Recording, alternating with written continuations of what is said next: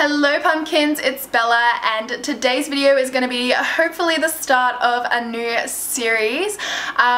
If you guys like it, if you enjoy it, of course I want to make it a series, but only if you want to see the series. So definitely do give this video a thumbs up if you want to see it. Comment down below any suggestions for future videos. But basically this series is going to be about unsolved murders, unsolved mysteries, unsolved missing people, because I am so incredibly curious about that kind of thing. I think it is just so intriguing. I love to think about what happened and make my own theories and kind of gather all the evidence myself. I just love to do that kind of thing. I actually went to uni for criminology and psychology because that's how interested I am in this sort of thing. I did want to become a homicide detective or an abnormal psychologist because, as I said, so incredibly interested and curious in this topic. Today's video is going to be about JONBENÉT Ramsey. She was a 6-year-old girl who unfortunately was murdered in 1996, December 26th or 25th. We don't know if it was the 25th or the 26th. I don't think we know which one of those it is. So JONBENÉT was a 6-year-old pageant girl and she died December 1996, 21 years ago, which is insane that nobody has been caught for this. So JONBENÉT, in her family, it includes her mother Patsy, her brother Burke, who was 9 at the time of her death, and JONBENÉT, which is actually where she got her name from. That's her father. So JONBENÉT is his first and middle name, and they put it together and made JONBENÉT. So her actual cause of death was asphyxiation by strangulation, and I cannot pronounce this word. It is craniocerebral trauma. I tried to look up how it's pronounced and I just really could not get it. I don't think I pronounced that right, but that was the official cause of death. They believed that she was hit in the head, blunt force trauma to the head, and then she was also strangled by a garrote. Okay, so now I'm gonna go into a little bit more evidence, a timeline, tell you guys what happened, and then at the end we're gonna go into theories, what I think happened, what you guys think happened, and start off on December 25th, the night of Christmas. The Ramsey family went out for a dinner or a Christmas party at their friend's house, and they arrived home at about 10 p.m. from what I can find, and JONBENÉT fell asleep in the car, so they just basically picked her up and put her to bed. But that's pretty much the last thing that we know. We have no idea what happened between that and the next morning, which was at 5:52 a.m. there was a 911 call from Patsy Ramsey. 911 emergency. Police. What's going on? 515th Street. What's going on there, ma'am? We have a kidnapping. Hurry, please. Explain to me what's going on, okay? There's a note left and our daughter's gone. A note was left and your daughter is gone? How old is your daughter? 6 years old. She's gone. 6 years old. How long ago was this? I don't know. I just found the note. And my daughter's gone. Does it say who took her? What? Does it say who took her? I don't know. There's a ransom note here. It's a ransom note? It says SBTC. Victory. Please. Okay, what's your name? Are you Patsy Ramsey? I'm the mother. Oh my God. Please. Okay, I'm sending an officer over, okay? Please. Do you know how long she's been gone? No, I don't. Please, we just got out. Is she right here? Oh my God, please. Okay, well, there's somebody. I am, honey. Please. Take a deep breath. Please, okay? Hurry. Patsy. And she was in hysterics. She was frantic. She was basically freaking out. Of course, she was saying that her daughter had been kidnapped, and any mother would be frantic and hysterical if they thought that their daughter had been kidnapped. She was on the phone to Kimberly Archuleta, who was the 911 operator, and the weird thing about this call is that at the end of it, there's the last 6 seconds of the call is inaudible, but they got it enhanced, and you can clearly tell that there's an immediate change in the way Patsy was speaking. So clearly she probably thought that she hung up. That's what police think. I actually watched a CBS documentary about the murder of JONBENÉT, and they had the the recording of the 911 call enhanced. They also had a interview with Kimberly Archuleta to see her thoughts on it, and she was the one on the call, and she definitely said there was an immediate drop in Patsy's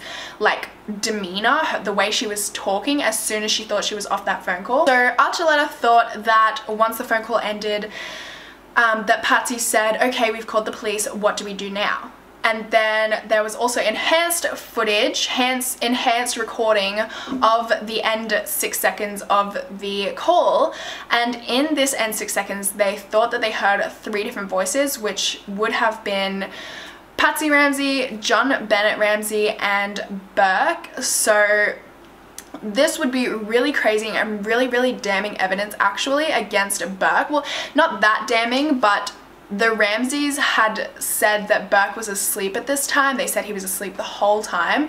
So if they did hear his voice, that's really strange that they would lie about the fact that he was asleep. And apparently, from what they enhanced, they heard what they think was Burke say, "What did you find?" Which is really weird for him to be saying. So on this call, she mentioned she found a ransom note in her home, which is why she thought that her daughter had been kidnapped. So at 5:59 a.m., 3 minutes after the phone call had ended, the Boulder police showed up at the Ramsey house. The Ramseys also invited their friends and family, which is really weird. I feel like the Boulder police did a really bad job in this case, and I feel like a lot of the way that they handled it is why no one has been caught for this murder, because a lot of the evidence and a lot of the crime scene was actually contaminated, and I feel like a lot of the fault lies on the Boulder police for the evidence being contaminated,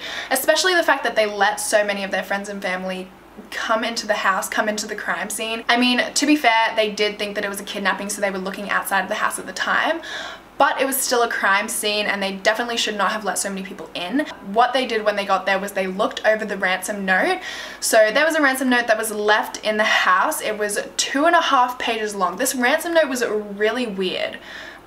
So many things about it don't make sense, and a lot of people think that Patsy actually wrote it. So this was left on the stairs, and it was 2.5 pages long, which is a long ransom note. On the documentary from CBS that I watched, they actually timed 4 different people writing it, and it took no less than 20 minutes. And on top of that, they already knew what they were writing, so this would have taken even longer for the person writing the ransom note because they didn't know what they were writing. And, you know, they were kind of like making it up as they go. They also had a practice test of this ransom note. They got to the house, decided, oh, let's write a ransom note, even though the body is still in the house. They wrote a 2.5 page one, they practiced it, they used Patsy's notebook and her pen, and then they put the notebook and the pen back where they found it, back where the Ramseys normally keep it, which is so strange. Like, the ransom note is such a strange piece of evidence. It's a really, like, important piece of evidence, but at the same time, it's a really frustrating piece of evidence because it kind of seems like it was put there to, like, make it look like a kidnapping. So this ransom note asked for $118,000, and the weird thing about this very specific amount of money is that it was suspiciously close, almost exactly the bonus that JONBENÉT got that year from his work. So it kind of seems like it was someone in the family or someone very close to the family that knew how much of a bonus he was getting, because otherwise why would they ask specifically for $118,000? Like, that's such a specific amount of money. They also ignored the instructions on the ransom note which said not to call the police, which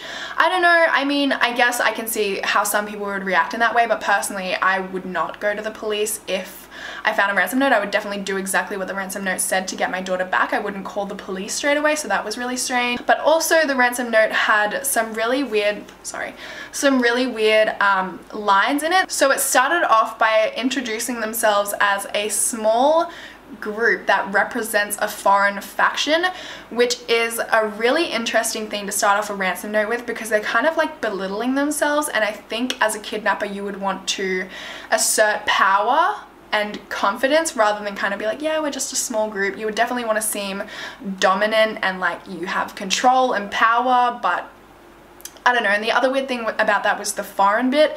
So they've spelt some really complicated words correctly, but then they've spelt other words like business incorrectly. They spelled a few words incorrectly on it, and it kind of seems from what handwriting forensics or like the professionals at analyzing notes actually said that it seems like they tried to make themselves seem like their native language was not English, like they did it on purpose. It also seems like they tried to change their handwriting. So at first they were really trying to change their handwriting so nobody could determine who it was, but then later on they kind of got sloppy, so the handwriting kind of changes throughout. There were also a few lines in the ransom note that were actually from popular movies, and the Ramseys had a lot of memorabilia in their house. So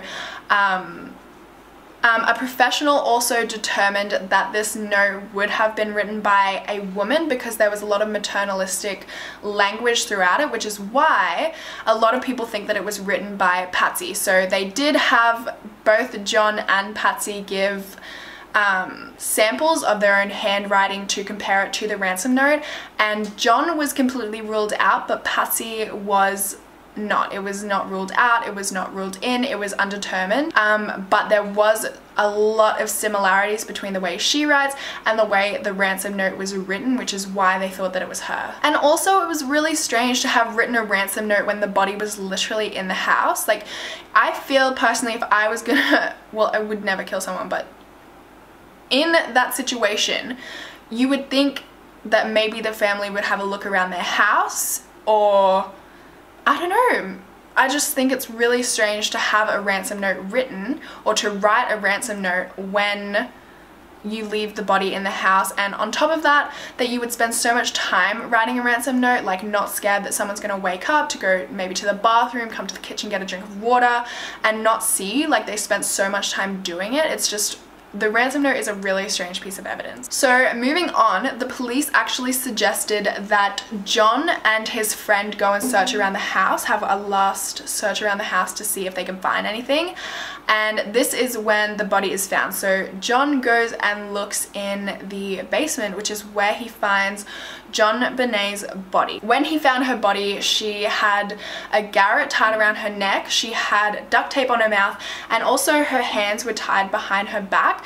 And the weird thing about the hands tied around her back, like the back of her head, was that it was actually tied like over her jumper, so it was to the point where she could have easily had gotten out of it if she were alive when it happened. That's really strange, and that's another reason why people think that it was a cover-up. So he basically picked her body up, it was in a blanket, and then he put her on the lounge room floor, which is a huge contamination of evidence because so many people were there walking through the lounge room, and he picked her up and moved her from the crime scene. So it was a massive contamination of evidence, which is, I feel like it was really detrimental to the case. And not to mention later on, one of the people in there actually put a blanket over her, which was another massive contamination of the crime scene. It was just handled really badly from the start, the case. So when they examined her body, there was actually so much DNA evidence that it was kind of overwhelming. So they found traces of 2 males and 1 female under her fingernails, but it was too small and too badly degraded to determine if it was blood, skin, or tissue. They also found DNA from a male on her leggings and in her underwear. So on the duct tape, they also found fiber from Patsy's jumper. So there was a lot of DNA evidence, a lot of that kind of stuff, but there was so much that it was unable to be determined because none of the DNA evidence that was found was actually a match to anyone in the family or anyone on their suspect list. They had like 160 people that they matched it to, and it didn't match any of them. They also said that possibly the one on her leggings could have been like from the factory, for instance, like somebody making it, and the Ramseys just didn't wash the clothes before JONBENÉT wore them. They also think that the 3 different DNA samples that were found on her jumper were could have been from one person, but it was so hard to determine that basically DNA doesn't help anything in this case. So another really strange thing about this was after they found the body, the Ramseys quickly stopped cooperating with the police. They didn't do any police interviews. They basically refused, but they did do a TV interview. So they didn't tell their lawyer about this, who they hired 2 hours after the body was discovered, by the way, and they didn't tell the Boulder police about this. They didn't do an interview with the Boulder police for a very long time, actually, after the murder had occurred. I think it was like 3 weeks or something, which is a very long time. And that's basically all of the information. I don't think it's all of it. I've definitely missed some of it. There is so much information in this case.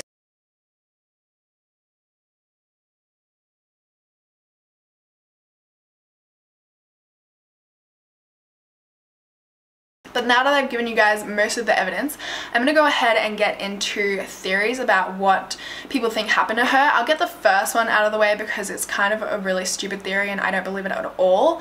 But there is one theory that JONBENÉT is actually Katy Perry because they kind of look similar, but it doesn't make sense. And I definitely don't think it's true. I'm pretty sure Katy Perry is like 6 years older than her, so it just makes no sense. They say that JONBENÉT wanted to become famous, so she kind of like reinvented herself or something. I don't know. It seems it's a really stupid theory and I don't think that it's true, but I just thought it was worth mentioning. So there was also a few theories about different people like that weren't in the family who may have committed this. So there was one guy, his name was Michael Helgoth, and they really thought that this guy was guilty because they had a he actually admitted it to one of his co-workers on recording. So they had this tape recording of him admitting that he actually killed JONBENÉT, but he killed himself 2 months after they found JONBENÉT's body. He killed himself 2 months after the murder, and some people think that he didn't actually kill himself, that he was killed because there was an accomplice, like he had an accomplice when he killed JONBENÉT,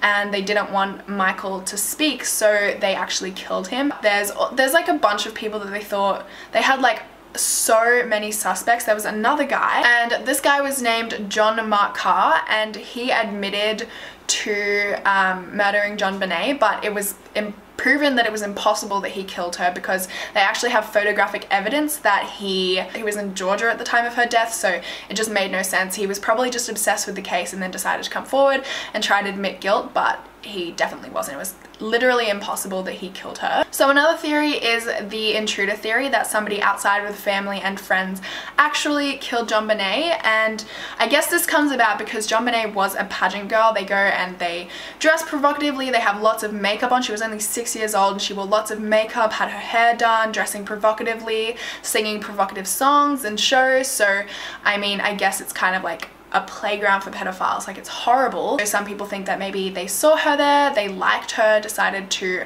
stalk her, and eventually came in and killed her. Or it could have just been someone random, someone that just decided. I don't know really, but a lot of things prove this theory wrong. For instance, the basement where she was found, there was a hole in the window, like a smash in one of the windows in the basement, which everyone knew about. JONBENÉT actually knew about it, but he thought they lived in a safe neighborhood, so he didn't bother like patching it up or anything.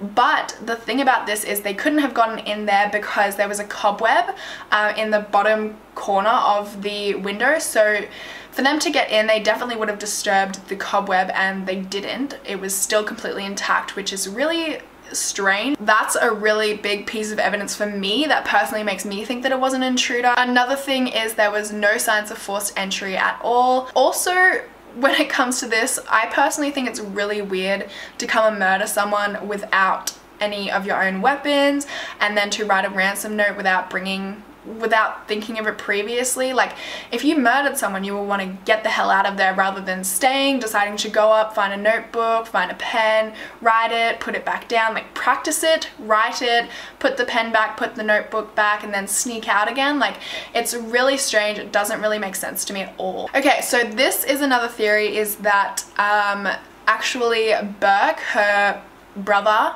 did it. So one massive piece of evidence for this theory is that there was this pineapple bowl which was left in the kitchen with some iced tea, and this bowl still had pineapple in it. It also had Burke's DNA on it, and it had Patsy's DNA on it, but it didn't have JONBENÉT's DNA on it. So JONBENÉT actually had undigested pineapple in her stomach when they did her autopsy. So there is a theory that she went up and decided to steal some of Burke's pineapple. She just like put her fingers in and grabbed the pineapple, which is why her DNA isn't on it.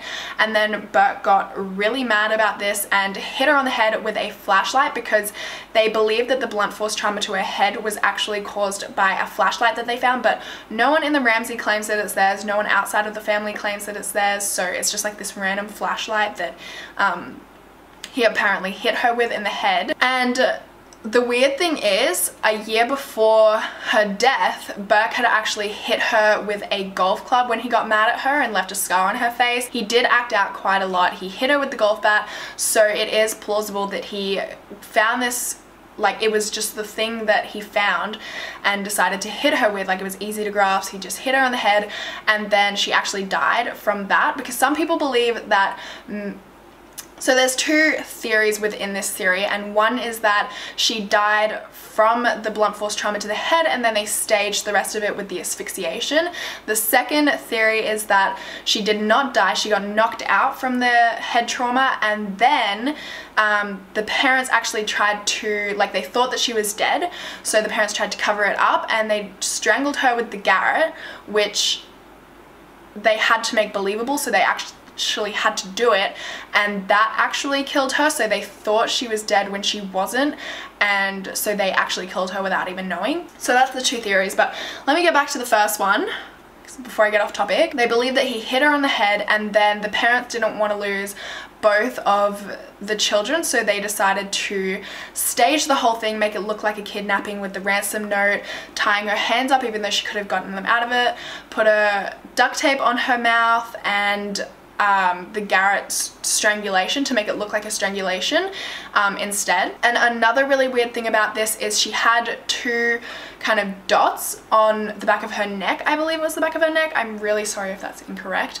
But she had these two dots, and some people believe that it was a taser, but when they actually inspected this and tried to make the marks with the taser, there was like the two little circular marks could not be made. It was just kind of like irritation to the skin, but the marks actually matched up perfectly with Burke Ramsey's little train set. He had a train which matched up perfectly with these dots and was found near the body, so that's why a lot of people think that Burke did it. Another piece of evidence against him is the Dr. Phil interview that he did, and honestly, like, I would not hold this one against him. So he recently did his first ever interview, and he did it for Dr. Phil, and he was smiling throughout the whole thing, and a lot of people were like, oh, why would you smile? Like, he's laughing about the fact that he did it, and he's smiling because he doesn't care, because he knows that he did it and he's gotten away with it. Personally, I don't see it like that. I see it as like he's laughing or like smiling because he's really uncomfortable. I do it as well. Like, if I get in trouble, I always start laughing. I start smiling instead of, like, you know, looking sorry, even though I am sorry. So I personally don't think that that is a piece of evidence against him, the fact that he was smiling. He could have just felt really uncomfortable. It was his first interview ever about it, so yeah, I definitely think that he was just feeling more uncomfortable than anything. So yeah, that is everything for the case. Let me know in the comments down below, like, what your theory is, what you guys think happened, or any evidence that I may have missed in this video, because I probably did off the top of my head. But yeah, if you guys are interested in more of this series, please let me know, and let me know what you would like to see next. Give this video a thumbs up, and don't forget to subscribe to my channel, and hopefully I will see you guys in my next video. Bye!